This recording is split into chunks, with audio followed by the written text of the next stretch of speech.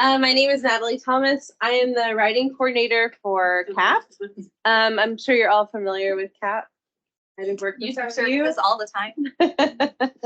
I know I've worked with some of you. I see some familiar faces. So today we're going to talk about the abstract writing for RAD. This is actually my first year to be involved in RAD, so I'm kind of excited to present this, but also give you guys some good information on how to write the abstract if you've already started, maybe double checking to see how well you're doing. So if any point along the way you have any questions, just feel free to raise your hand. I'll do my level best to answer. If not, my coworker. I was going to say, can I introduce you? Yes. Hi guys, I'm Shannon Belden. I'm the assistant director for CAP. And yes. That's all I have to say. So we'll go ahead and start. And you guys can obviously walk around. Feel free to make yourself comfortable. Okay, so kind of our agenda for today is we'll define abstracts and their importance. We'll detail AMA and APA abstracts and then the components that are needed in those writing styles. And then we'll view some example abstracts using both AMA and APA as well. All right, so going ahead right into it. So what is an abstract? I'm sure if you've ever written a research paper before, you've had to write an abstract. If not, it's basically just, it provides a brief but comprehensive summary of the contents of your paper.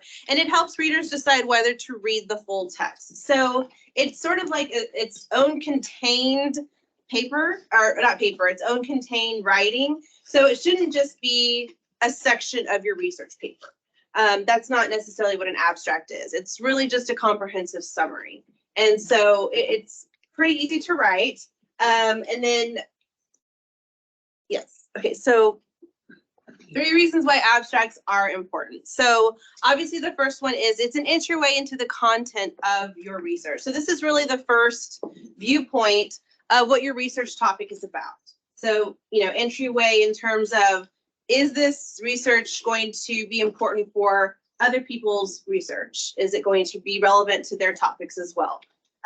It also makes the content of research searchable. So if somebody else is doing their own literature review and they want to type in keywords that you've added to your abstract, will your literature come up? And can they use it? And is it relevant to their topic as well? So again, it does make it searchable for other people who are doing or conducting their own research. And then it provides a general overview of your research. So again, it's just a glimpse, not a full, it's not an entirety of your paper. So it is just a glimpse into what your research is.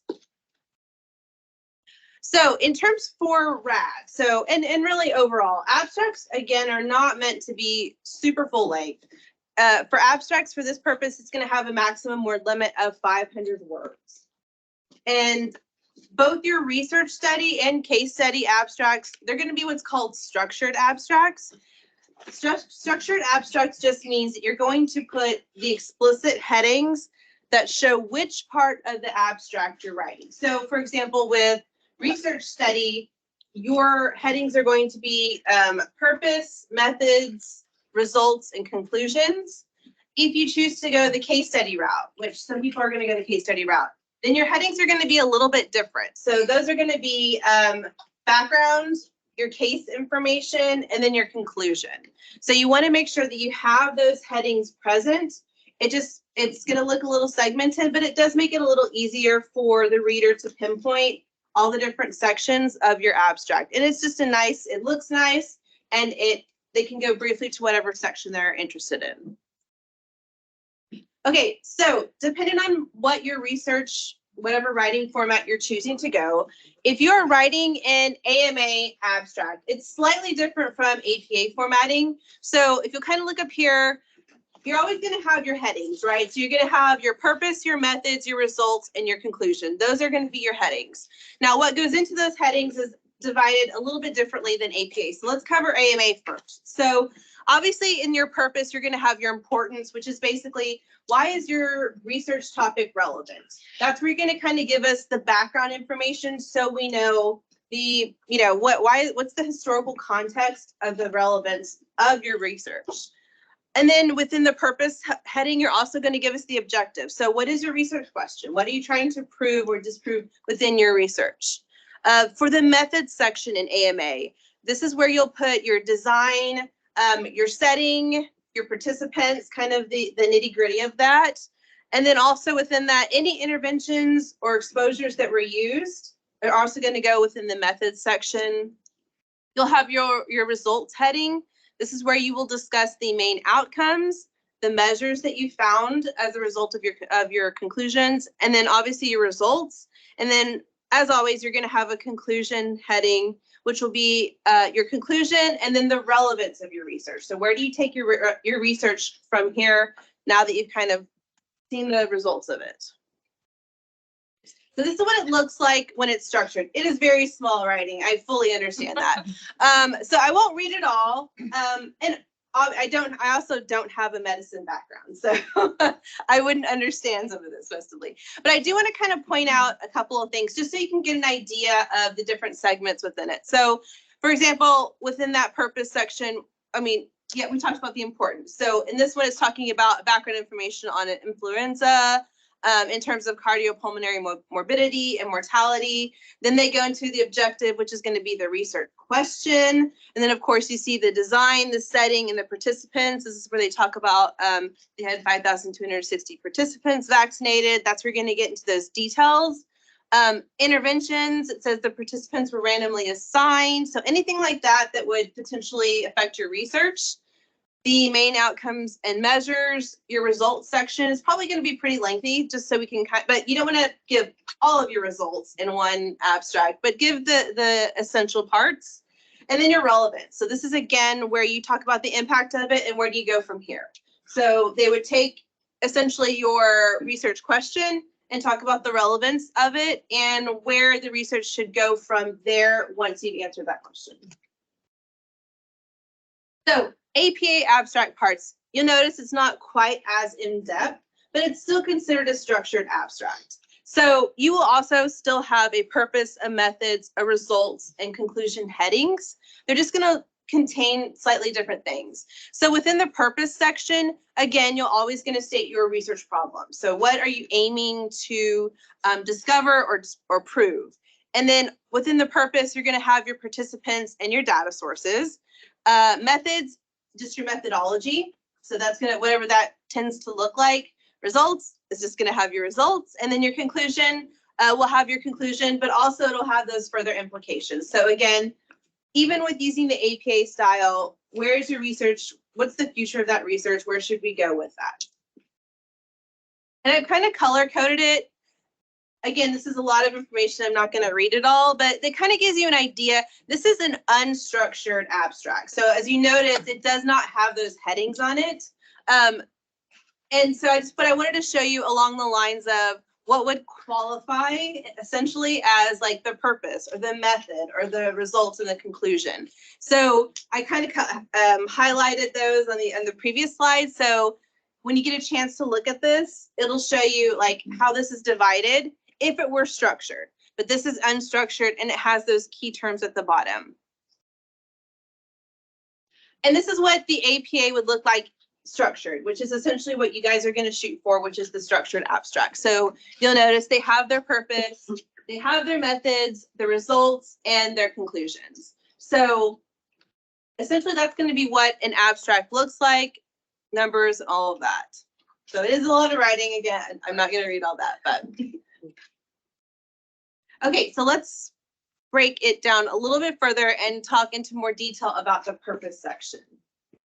Okay, so for the purpose, this is where you're going to include any major hypotheses, questions, or theories. So essentially, like what practical or theoretical problem does the research respond to, or what research question did you aim to answer? Okay, that's going to be within the purpose section.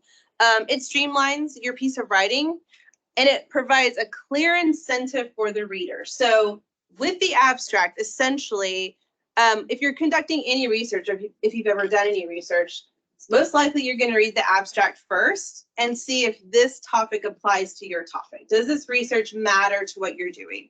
And that's what it means by clear incentive. Do they have a reason to read your abstract? And it needs to be short and to the point. You do want to give some background information to the relevance of your topic, but not everything. Do not go into detailed background. I mean, we're talking 1 to 2 sentences about the relevance of the background. Like, why do we have a vested interest in this topic for the purposes section?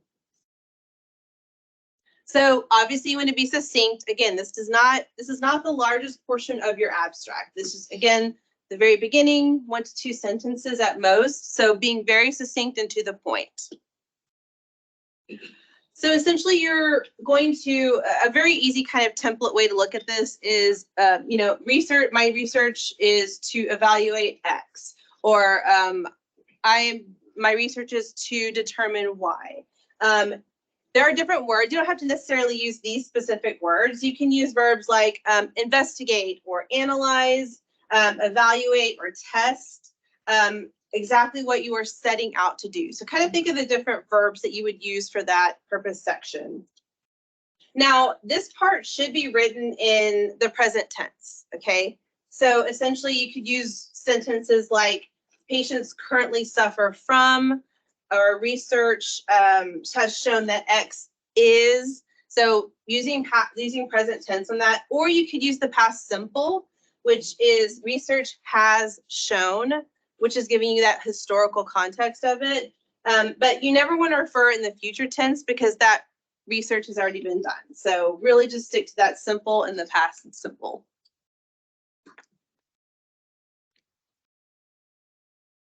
Okay, so the participants and data sources. This is where you can briefly state why this data or these participants were important. So that kind of goes with the relevance of it. As people are searching or looking at your abstract, they're going to want to know why you specifically chose to focus on these participants. So, for example, let's say you're going to write a research abstract on high school students and the popularity of vaping, right? So that's very, very broad. You can state how they were acquired if relevant. So if you do have participants, why did you choose to focus on high school students when it comes to vaping? Why didn't you choose to focus on college students? So that's where you would kind of give that context. You can blend that participants in the methodology section. You can probably blend those together as well. And as always, if you're including any non-human examples, you're going to want to state specific genus and species that go with that. So this would be what a purpose section of it looks like. This is a bit more lengthy, but it does give a lot of background information into this. But again, you only want to give as much relevant background information for the participants as well. But for the participants, you're going to want to kind of identify the population, your participants, and why you targeted those participants. Oh, method section. Yeah, so methodology is going to be a lot of very straightforward data. You want to describe the type of research. Was this done through a survey? Were you monitoring a particular treatment type? Were you doing a literature review? You need to make sure to clarify exactly what kind of research you were performing. If you were, in a lab doing an experiment with flies. You also want to include the design of your research. So for instance, if you submitted a survey to patients to gauge maybe their response to virtual patient calls. I've read a student's research report on that before. This is where you want to talk about the format of that survey. Was this a verbal survey where you were asking them the questions and they were giving free-form responses? Was this a 15-question survey that they were emailed afterward? This is where you're getting into those specifics of how exactly was this research set up. You also want to talk about your analytics strategy. So this is where we're looking at how did you go about gauging if something was successful? What to you was a success rate? What to you was non-response? You also want to talk about how you gathered those results. Something like a survey is usually pretty easy. You got the results back and maybe you ran a report to give you an analysis or something. But this could also be something where if you were researching a particular treatment and you wanted to see how effective that treatment was, you need to define what effective means. And you need to also figure out, okay, is this after 3 months? Is this after 1 year? What does this look like? And then, of course, any relevant materials used. So talking about particular platforms that maybe you used to administer a certain type of survey or any other kind of exploration that you were doing. And then, of course, your main outcomes and your measurements. This is where it can be a little bit tricky because this does need to be for somebody who maybe doesn't understand all of the technical jargon. I won't necessarily say that this is something that needs to be broken down to like elementary school reading levels or anything like that, but you do want to make sure that non-specialists are able to read this, simply because science doesn't work in a vacuum. You're going to have people reading your abstracts and gaining something from your research who maybe don't work in your field, and you want to make sure that they're able to understand what you're talking about is what I'm getting at. So try to avoid any super technical jargon outside of that which is necessary, like Natalie said, genus and species if you're working with a particular animal, that kind of thing. How did you plan to measure your outcome? I already kind of talked about that. And you also want to be thorough and clear. The idea is for them to get a very good snapshot of this is exactly what I did with my research. We already talked about, we had this number of participants. This is how we sought them out. This was exactly what we did for the research. And this is exactly how we went about analyzing the data that we got. And then I think we have another example. This one has it in both formats, I guess, or no, these are just two different examples. You can see they're not always going to be created equal in terms of length. Something like a survey, often those tend to be pretty quick to write about because you're just saying we surveyed. Honestly, I do kind of wish that they had said a little bit more about the survey in this example, but that's okay. They didn't ask me. This one you can see has a lot more breakdown of specifics than the first one does. Okay, so going on with the headings, now you're going to come up across your results section. So let's discuss if you're choosing to go the APA route. So for results section, again, you're going to focus on summarizing the results. Again, you don't want to include all of the results. Clearly, if you're writing your research paper or if you're hoping for publication or if you're hoping for a conference proposal, you're going to have a lot of results here that you could really dive into. But for the purposes of abstracts, you really want to just give the summarization of results. And again, keeping in mind that this is for also people, again, who are not specialists in that field. So remember to keep that in mind as you're discussing your results. You also want to describe the outcomes, but not the solutions. So we haven't reached the point yet where you're talking about how you would solve this problem. Right now in the results section, you're just talking about the raw data, the outcomes that came from your research. Solutions are not a part of this section. Oh, whoops. Oh, sorry. Okay, there you go. And again, make clear and accurate statements about the results. So in other words, don't skew the data, especially if your research question, you tried to prove something within your research question, but maybe the results prove otherwise. Be honest about the results of that and talk about the accuracy of it. So don't just skew it to make sure it answers your questions, or don't discredit any of the things that go against your theories. Make sure it's clear and accurate. So if you're going the AMA route, there's a little bit more to this as well, because if you remember, the subheadings within the headings are a little bit more. So again, always, you're going to be straightforward and clear. And the reason why we're saying that a lot, again, because you're working against that word limit, right? So 500 is the max words. You have to kind of visualize how much can I fit into this, but also keep true to all those headings. So you kind of have to pick and choose. That's why you're going to keep seeing straightforward and clear. You don't want to go for fluff language. We're not looking for flowery adjectives here. This is really straightforward information. You want to use your absolute numbers. So don't give estimates. Don't say it was around this percentage. Give those absolute numbers. All right. This is your results, and your research is relevant because of those results. Any adverse effects, you want to make sure you note that as well within this results section. The response rates, that applies a little bit more to if you're going with the survey option. So if you gave out 100 surveys, but maybe you only got back 65, you want to talk about those response rates in terms of how many people did respond. Does that skew your data because of the response rate? Any additional relevant information that you think would be necessary to understand your results? Again, being succinct and clear. And this is really the commonly read section. So the results is really going to be the bulk of your abstract because that's the important information.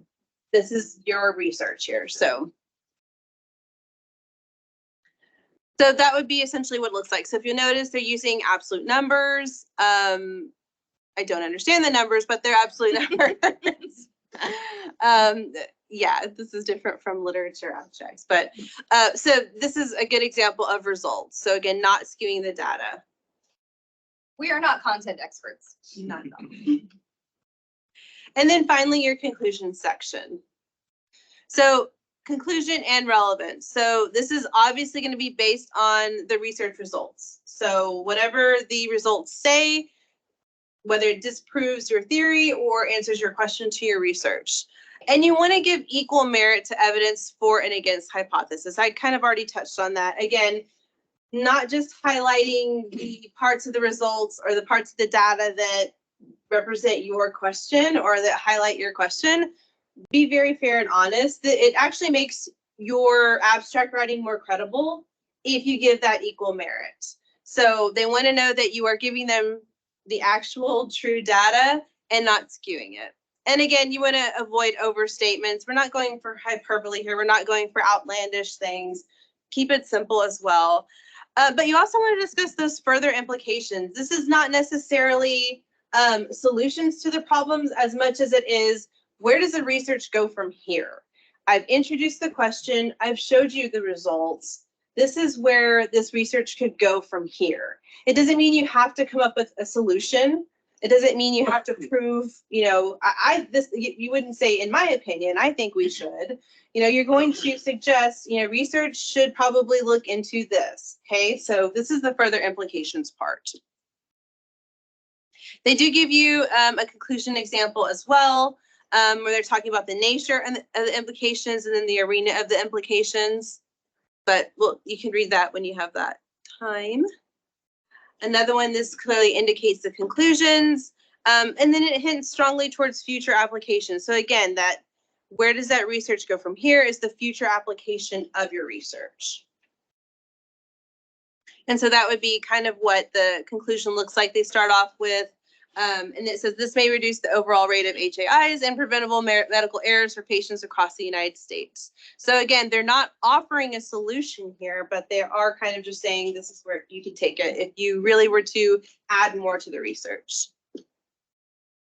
Keyword section. So if your paper if you're hoping to publish this paper eventually, or again, go take it to a conference, more than likely you're going to have to add a list of keywords at the end of the abstract.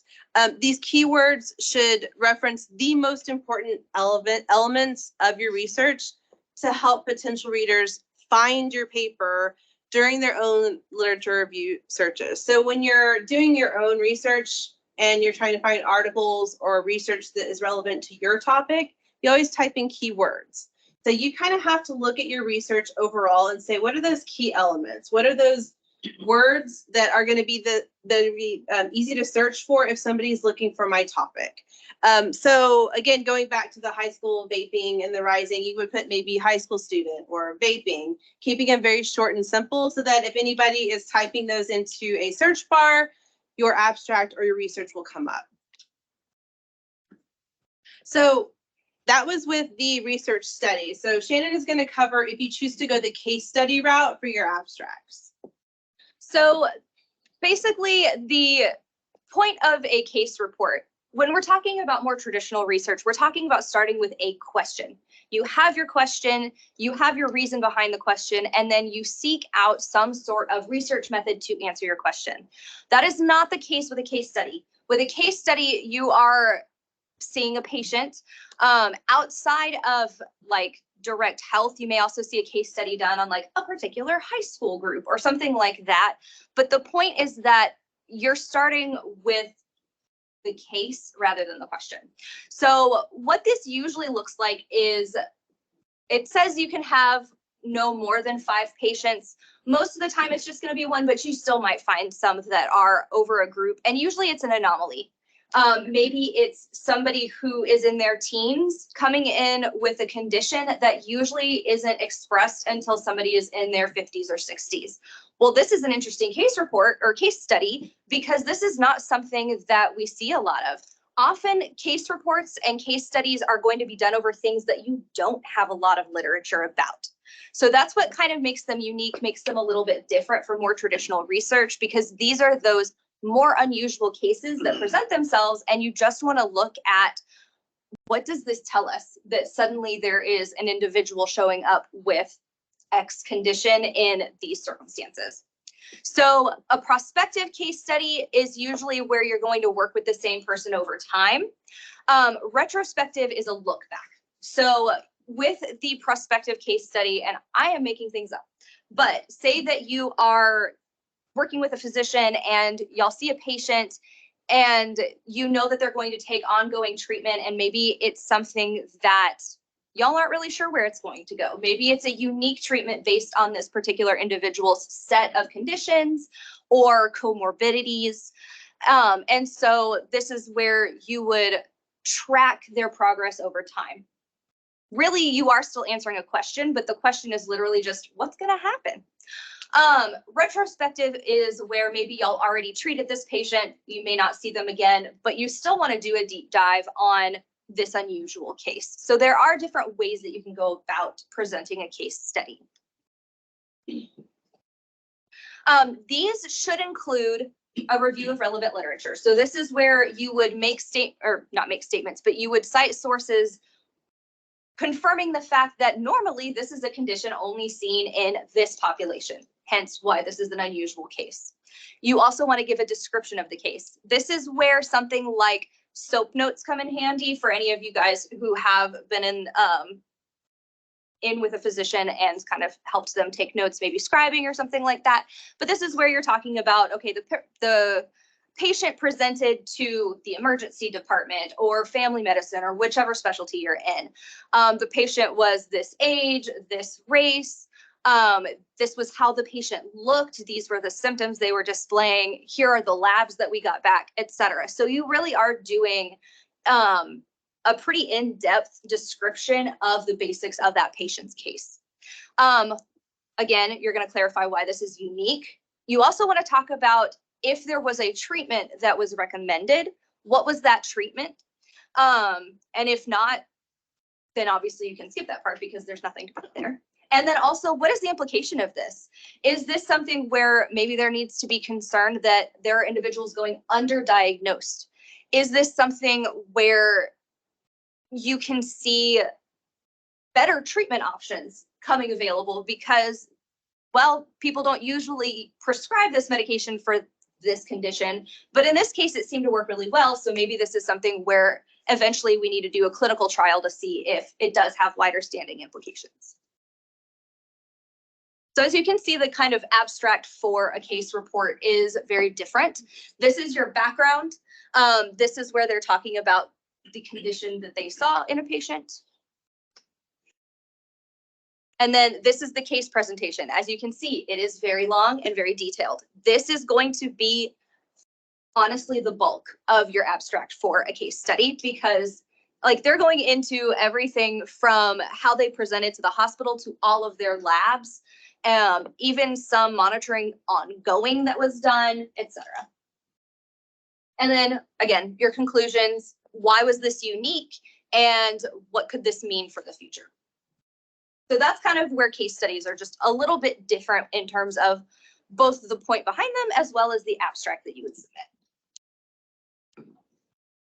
Okay, and that is our presentation. So hopefully we covered at least some of it. I know that they're recording this, so you guys will have a better chance to look at those examples and make sure that you understand each of those headings. When you're deciding if you're going the APA route or the AMA route, make sure that that you notice and remember those differences of the subheadings of what go into the purpose and the methodology. They look a little bit different, so make sure you have that noted. So that'll give you time to kind of dive into it and look and see if you understand why that would be their methodology, or did they provide enough of that relevant information, the background information of why we should be invested in that topic. So we will send that out for you so you can kind of look at those examples a little bit more. So does anybody have any questions or anything that we didn't cover? Yes. Are abstracts allowed to have like references or like citations in them? Or like I feel like most of the ones I've seen don't, and most of your examples didn't either, but I have seen like some student written abstracts that do have like citations or references attached. That's a good question. I don't know that I don't know if there's a hard and fast rule on that, but like you said, the majority of the abstracts that I have written or have seen don't have references in them because it is such a brief summary. You don't want to dive so much into your research that you're including your references in there. That's something that they can read if they choose to read your research paper. So I would err on the side of not having references. But again, you've seen it. I don't know if Yeah, I was gonna say what I would recommend where I have seen them used even for like RAD is in that history part. If you're citing a particular like number that you got from the American Heart Association or something like that, that you would usually reference, but the rest of it, no. So most of the time, if you're referencing something, it's going to be in that historical relevance piece. Brooks, does that sound about right to you too? Yeah, I would say use the space for the actual content of the abstract rather than hiding sources in there. It just takes away from what you can use to explain, so.